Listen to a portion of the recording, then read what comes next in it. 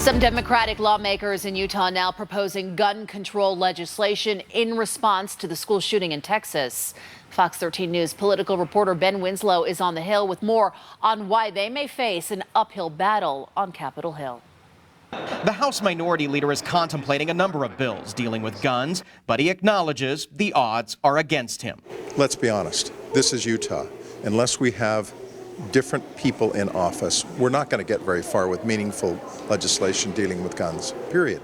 Still, Representative King says he'll try again. Ideas being considered include a bill to limit magazine capacity, data tracking on the source of guns when restricted persons commit crimes, and insurance requirements for guns. The individual owning the gun is going to be responsible to the insurance company in terms of increased rates. It'll make people think twice about how they store their guns. It'll make people think twice about who they entrust their guns to. For 3 years now, the Minority Leader has proposed a background check. It's never gone anywhere. I think it's a great bill to run if we can get them to run it.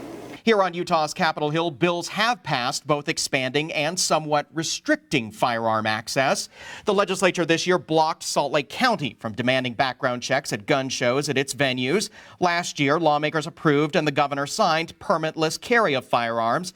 The exception is for schools and universities, where it's only allowed with a concealed weapons permit. Concealed weapons permits must come with training, but the legislature did allow people to voluntarily put themselves on a state-sponsored restriction list to purchase a firearm if they believe they're at risk of harming themselves or others. The Utah Shooting Sports Council, which actively lobbies here on Capitol Hill on Second Amendment legislation, says it opposes expanded background checks, questioning their effectiveness and whether it criminalizes legal transactions. But the group says it does support legislation like voluntarily relinquishing a firearm for a person who may be experiencing a mental health crisis. The House Majority Caucus declined to comment on any pending gun bills. The Senate Majority says the solutions that seem the simplest are not always the answers that will solve the most complex problems. The Majority Caucus remains committed to improving and finding additional ways to prevent devastating events from occurring in Utah.